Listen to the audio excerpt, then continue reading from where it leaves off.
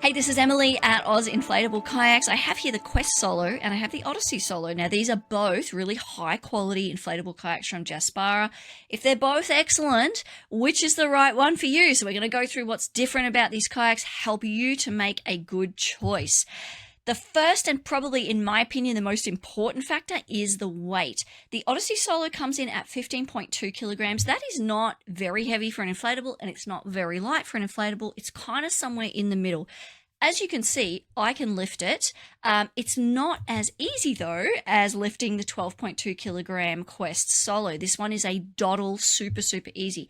I am a huge fan of getting the lightest kayak that's going to meet your needs. After years and years of selling this is the thing that people come back to. Oh, light. I want something light. It needs to be light. I like light. And just be careful here. This is not about what you can lift. Like a lot of you will be like, oh, I can lift 15.2. Well, I can lift like 25, 30 kilograms, but I really don't want to, okay? The lighter the kayak is, the more you're going to use it. Trust me on that. Now, you might be saying, well, if this one's 12.2, why did you make this one? Fair question. You can see straight away in the comparative pictures that it's bigger, right? It is both longer, 3.5 meters versus 2.9. And it's wider internally, 50 centimeters here versus 45. So straight up, you can see that if you're very tall, you would be looking towards the Odyssey. You can actually fit in the Quest. You can move the seat right back. You can move the foot pegs right forward. But what happens after about, say, 6'2" is you become back weighted, which means that the bow of the kayak starts to tip up and you lose tracking in the kayak. And so if you're in that very tall region, you would go look at the Odyssey where you have more ability to move the seat back and foot pegs forwards whilst maintaining that balance. If you are very heavy, the Odyssey is going to give you better rigidity, partly because the side chambers are drop stitch, and we're going to talk a little bit about that in a moment. And if you're very wide in the bum, there's no polite way of saying that. You're going to get a bit more comfort in that Odyssey with the extra width. But the other thing that happens way more often than those kind of outlier scenarios is people want to take stuff. So people want to take one or two large dogs. They want to take their kids that are older or a couple of small kids. They want to take a bunch of gear and go kayak camping. Now, you can certainly do all of that in the Quest. The stability in the Quest is excellent. There is actually a lot of storage space under the bow and the stern. Those keels I'm going to show you in a minute, they actually go down. You have quite a lot of room in here. It's not that, and you have reasonably good capacity in both, although the capacity of the Odyssey is higher. It's just the space starts to get restricted with your paddling motion. If you're, small dog is fine. One small child would be fine. That kind of thing. This is when you get to the bigger dogs and the multiple children that you start to get a bit cramped. It's okay. It might be okay to do that sort of thing once or twice with the Quest, but if you're doing it all the time, that's when we look to the Odyssey.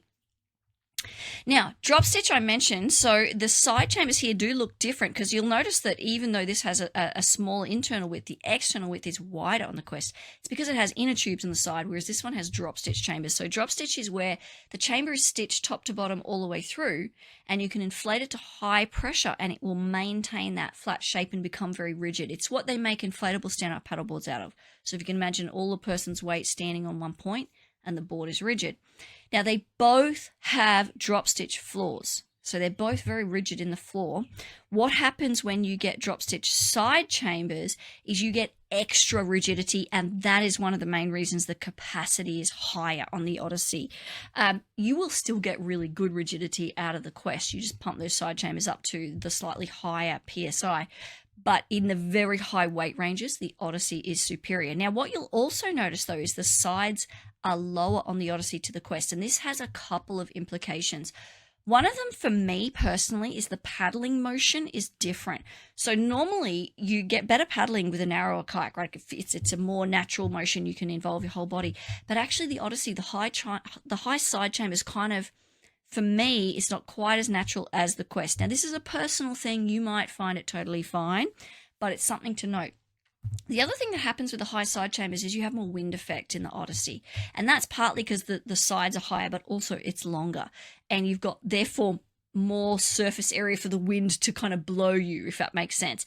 Now, both of the kayaks have this awesome drop stitch keel here in the bow and stern, and that helps you hold your line in the wind. So you don't get turned, but you will get blown more, if that makes sense, in the Odyssey. You stay a bit drier in the Odyssey. This is pretty marginal, the difference. It's partly because the paddle drips, because you've got a wider kayak in the Odyssey, you're more likely to get drips on the tubes, which will then come in. And also the sides are lower, so there's more likely that splashes will come over from the outside. And getting in and out is easier in the Quest.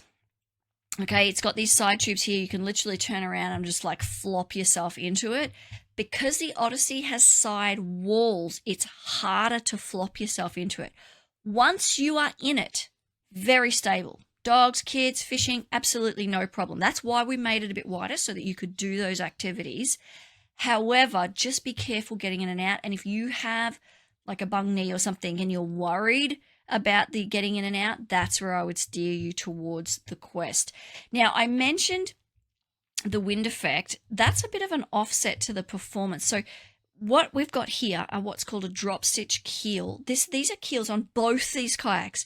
So the keels go into the water and they are magnificent at helping you track straight, even with no fin. So I've got no fin here in the Odyssey, and look at me, straight as an arrow. The lack of waggle is remarkable.